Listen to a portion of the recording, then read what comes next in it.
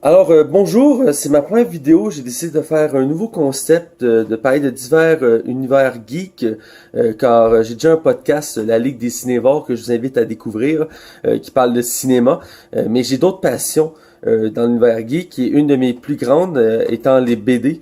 Je suis assez récent dans l'univers des BD physiques, mais j'ai lu beaucoup de BD numériques, car il existe plusieurs moyens de lire des BD.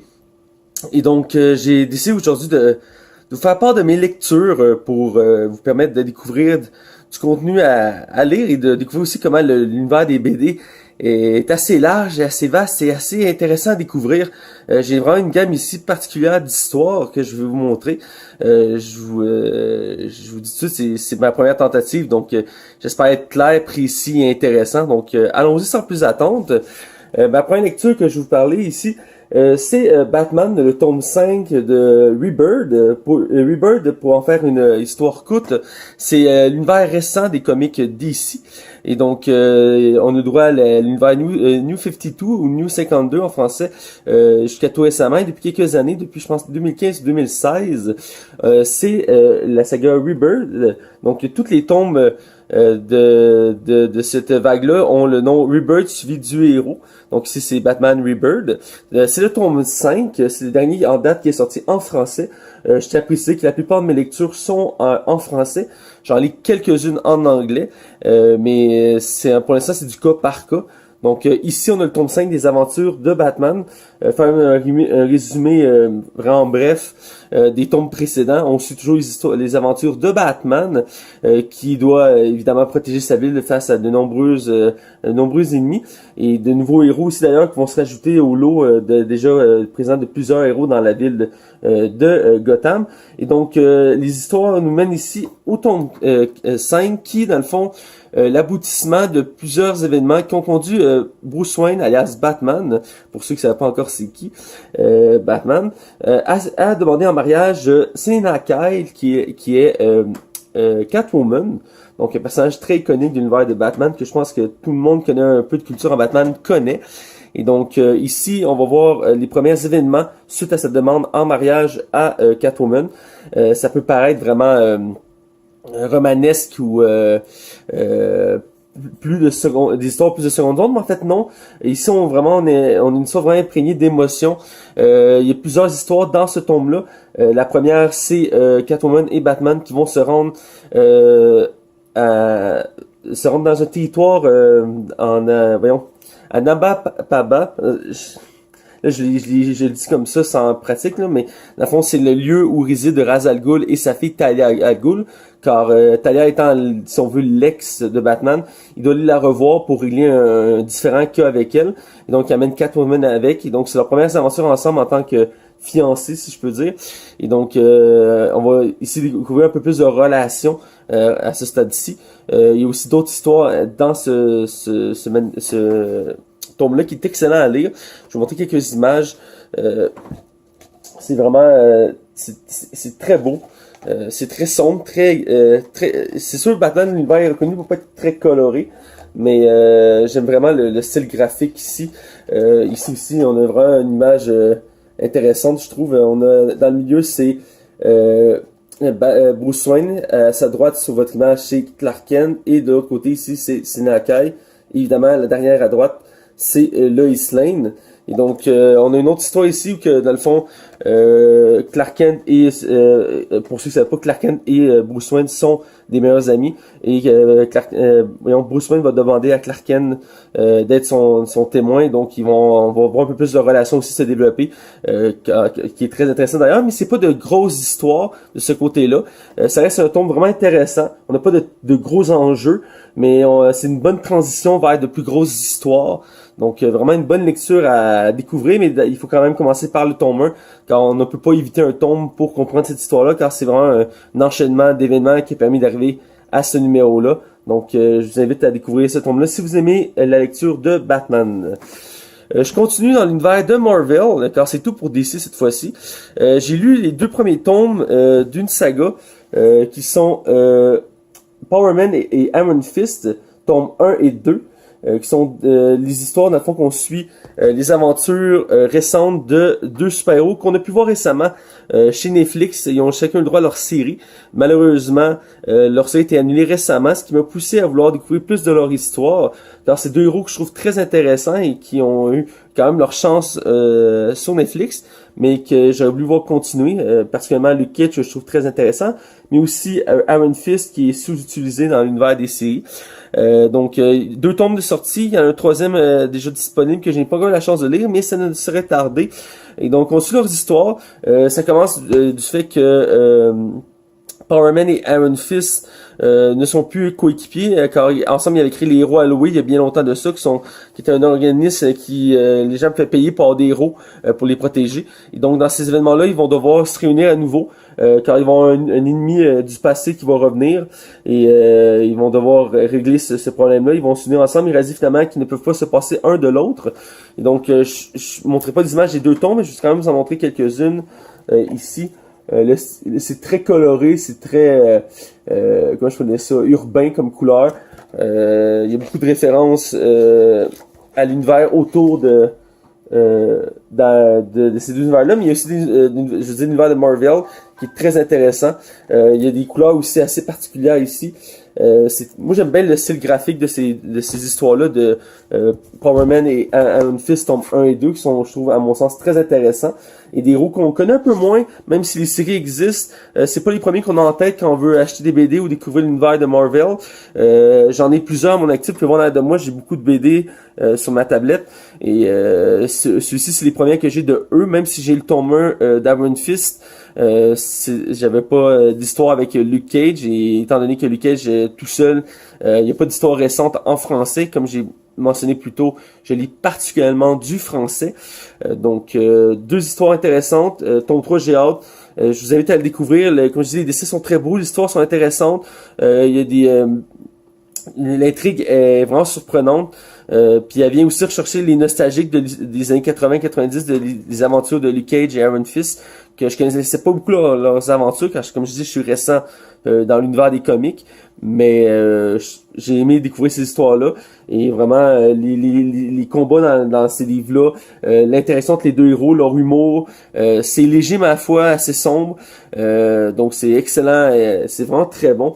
Je fais une transition, je continue dans Marvel avec ça ici, qui est une BD sur Venom. C'est de l'édition Dark Marvel, donc c'est ce que je vous montrais avant, c'était 100% Marvel.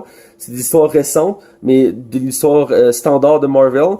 Et ici le Dark Marvel, j'imagine que c'est pas très clair vu que j'ai une caméra plus ou moins fiable. Ouais, je l'ai mis à l'envers, je vais le mettre du bon côté. Bon, c'est pas tellement mieux, mais bref, c'est Dark Marvel. Et dans le fond, c'est la naissance du mal qui retrace l'histoire d'origine de Eddie Brock et Venom, leur rencontre à l'époque, la création de ce héros-là. Pour ceux qui connaissent pas, c'est un méchant emblématique de Spider-Man qui a eu droit à un film récemment, donc ça m'a donné le coup d'écouter quelques BD de ce héros-là. Et donc, de ce héros-là, excusez-moi, je me reprends. On peut dire plutôt un anti-héros maintenant, même si c'est un méchant à la base, mais il a beaucoup évolué. Même si je suis pas trop d'accord avec l'évolution de ce personnage-là et des différentes versions qui existent, car j'ai une autre BD que je voudrais vous parler prochainement, mais là je vais parler de mes lectures récentes, mais je vais faire aussi des rubriques sur des BD que j'ai déjà lues. Et j'en ai une sur Agent Venom, qui est une version plus récente de Venom. Mais pour revenir à cette BD-là, eh bien, on retrace, comme j'ai dit, le parcours initial d'Eddie Brock, étant jeune, au début, enfant, et qui est un cas très particulier quand il était jeune. On voit déjà qu'à la racine de sa naissance et jusqu'à temps qu'il devienne adulte, on voit qu'il était prédéterminé à devenir un des plus grands méchants de Spider-Man et un des plus grands méchants aussi de Marvel, car il est très puissant. Donc on a des très beaux dessins ici graphiques, mais ils ont aussi à remettre l'ambiance de l'époque, car l'origine de Venom date il y a beaucoup d'années maintenant, et donc ils ont réussi à retracer vraiment l'épopée de ce personnage-là, et même de retracer ses émotions et ses plus grands échecs et épreuves.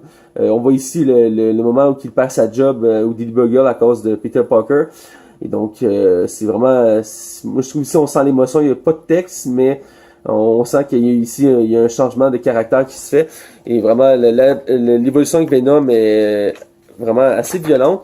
j'aime ça vous montrer un petit dessin de plus sur Venom, car son aspect graphique dans la BD est vraiment, ma foi, magnifique. Vous pouvez le voir ici, de dos, vous voyez, très massif, très abrupt. C'est vraiment une version, à la base, si vous voulez, dark et défiguré de Spider-Man, et que finalement a eu son droit à son propre univers. Et maintenant, il y a beaucoup de BD sur Venom, et c'est l'engouement tellement qu'il y a eu un film récemment. Donc, vraiment, c'est vraiment une histoire à découvrir. Je connaissais l'histoire de Venom originalement avec Eddie Brock, qui est son premier hôte dans l'univers de Spider-Man. Mais j'ai aimé le redécouvrir dans cette BD qui permet de moderniser son histoire. Donc vraiment à découvrir. Je répétais pas assez, mais c'est le mot-clé de mes rubriques. J'aime ça parler de découverte. Ça arrive à quelques reprises dans mes lectures que j'ai des lectures moins intéressantes. Mais généralement, j'essaie de prendre des lectures qui valent le détour. Donc celle-ci, vraiment, je vous le recommande. Là, on va dans le côté indépendant. Des fois, je fais des incursions dans cet univers-là. C'est rare, mais ça m'arrive à l'occasion. Et récemment, je l'ai fait à plusieurs reprises. Et d'abord, j'ai pris une BD que mon libraire me recommandait, car je vais toujours à la même boutique, qui est la boîte à BD à Laval, que j'invite à découvrir si vous voulez découvrir l'univers des BD. Car le propriétaire, Jean, que je salue si il écoute mes vidéos tôt ou tard, qui m'a donné vraiment un coup de pouce et une piqûre encore plus élevée sur l'univers des BD. J'aimais ça avant, mais voir un tel passionné, ça te montre à un autre niveau. Et il m'a vraiment vendu cette BD-là, qui est la BD de Fix, qui est une BD indépendante, mais qui est publiée par Urban Comics, ceux qui publient les BD d'ici en français. Donc c'est une BD en français. Évidemment, toutes les BD que je vous parle existent évidemment en anglais, pour ceux qui préfèrent les lire en anglais, mais celle-ci, je l'ai pris en français, même s'il m'avait quand même assez bien vendu pour que j'écoute en anglais. Je lise en anglais, excusez-moi. Et donc, c'est le tome 1. C'est le seul tome qui est sorti en ce moment en français. En anglais, il y a plusieurs tomes de disponibles. J'ai hâte de continuer cette lecture-là. Cette lecture-là, c'est quoi? Eh bien, on suit deux policiers qui sont des policiers ripoux, si on peut dire, qui sont corrompus et qui font la belle vie en étant policiers, en servant de la corruption. Ils font de l'argent sur le dos des innocents et avec un humour assez particulier, assez violent. Ça se passe, je me trompe pas, à LA et vraiment le style graphique, moi à mon sens, je le trouve vraiment très beau. Je vais vous montrer quelques petites pages intéressantes et quelques références intéressantes. Ici, vous pouvez voir qu'il y a un livre qui représente Pour les nuls, qui est dans le fond Devenir incroyablement riche pour les trous de cul, qui est une version française car c'est écrit en style français de France. Et ça peut des fois un peu rebuter certaines personnes et je peux le comprendre, mais dans l'ensemble, c'est vraiment très beau à voir. Vous pouvez voir ici encore une fois des dessins intéressants où vous voyez un gars poignarder un autre dans l'œil. C'est vraiment le style graphique de ces BD-là. Très coloré, très ensoleillé comme image. Le duo de policiers fait un contraste intéressant. Ils sont très amis. Ils paraissent d'être des bonnes personnes à prime abord, mais rapidement dans l'histoire, on constate qu'en fait non, ils font tout juste pour eux-mêmes. Ils sont très avares et très égoïstes. Ils pensent pas aux conséquences de leurs actes. À preuve que lui ici qui porte la chemise à fleurs au début de la BD, ils vont faire un méfait ces deux-là et avec une cagoule, mais il va garder cette chemise-là et il va revenir par la suite pour l'enquête. Il ne changera pas de chemise sous prétexte que personne ne remarque ce genre de détails-là. Et preuve faite, effectivement, il va arriver sur le lieu de l'enquête et personne ne va remarquer que l'individu qui est recherché a la même chemise que lui. Donc c'est du style d'humour et c'est vraiment surprenant comme lecture. Je lis rarement des BD qui ne sont pas super héroïques, outre les BD de Star Wars. Mais dans ce cas-ci, vraiment une BD policière avec un ton humoristique, mais il reste que c'est une BD plus pour adultes, par ses thématiques sexuelles, violentes et même l'humour qui en ressort n'est pas un humour pour tous, si je peux dire. Mais vraiment, c'est une bonne lecture que j'ai hâte de relire bientôt, car j'ai adoré le style que j'ai découvert là-dedans. Donc, pour ceux qui sont moins adeptes aux BD de super-héros, eh bien, celle-ci, vraiment, est un atout à découvrir.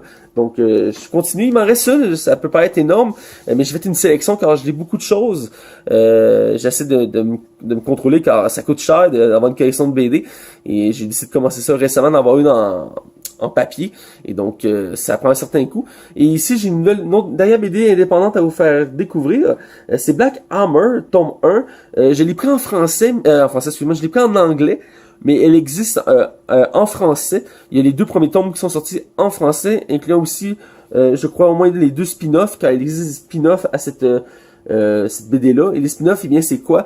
Eh bien, c'est des dérivés de l'histoire principale, pour ceux qui connaissent pas le concept. Et dans le fond, Black Hammer, c'est l'histoire de quoi? Eh bien, c'est une histoire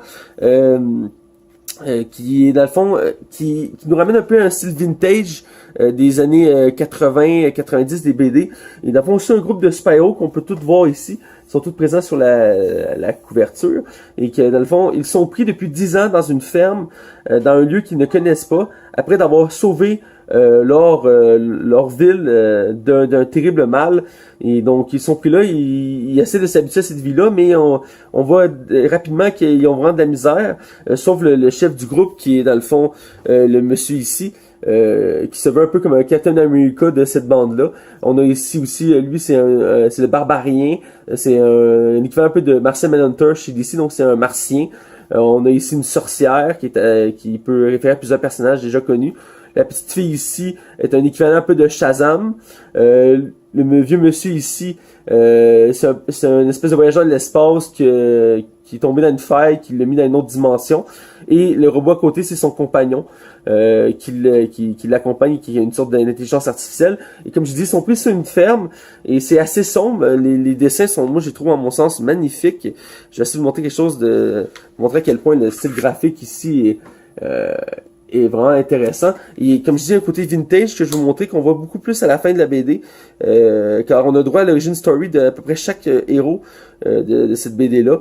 Et vraiment, c'est une des forces que je trouve de la BD. Ici, on voit un autre dessin assez unique de cette histoire-là.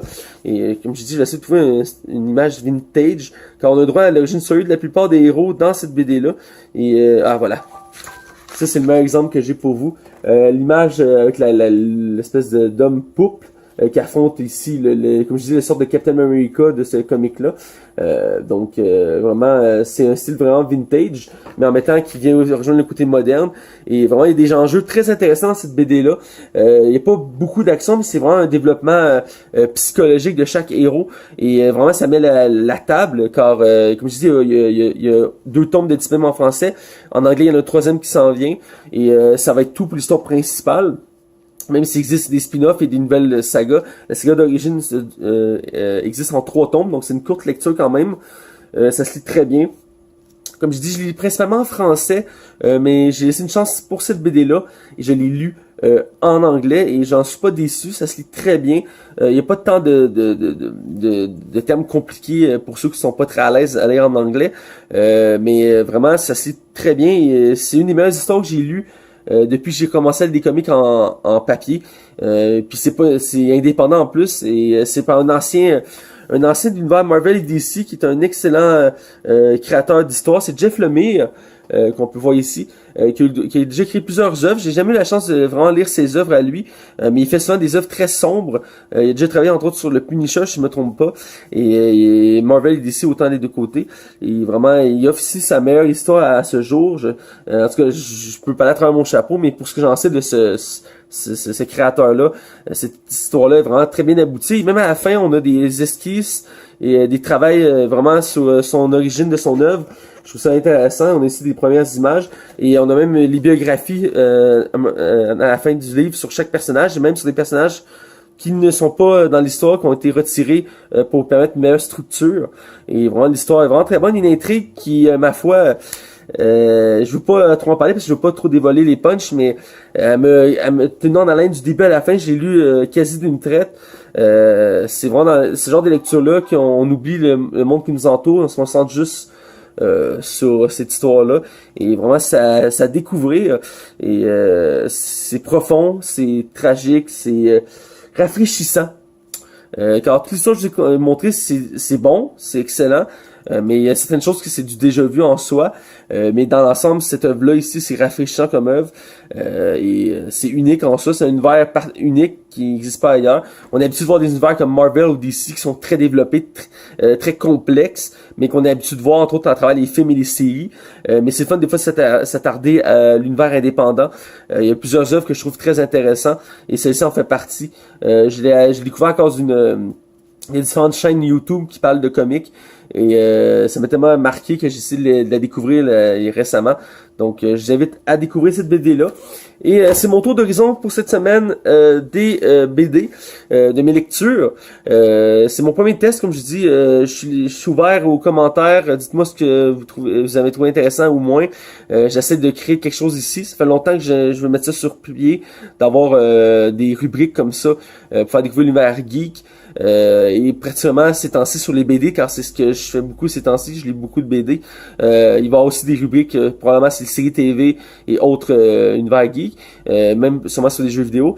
Mais pour l'instant, mon but c'était de faire une première chronique BD, car je trouve ça intéressant. Quand on est en plein essor dans les dernières années de l'univers BD, on a des films, des séries qui arrivent de tous les côtés. Récemment, l'univers DC nous a offert la série Titan, que je vais sûrement faire une critique bientôt. Qui est une série vraiment intéressante et rafraîchissante elle aussi.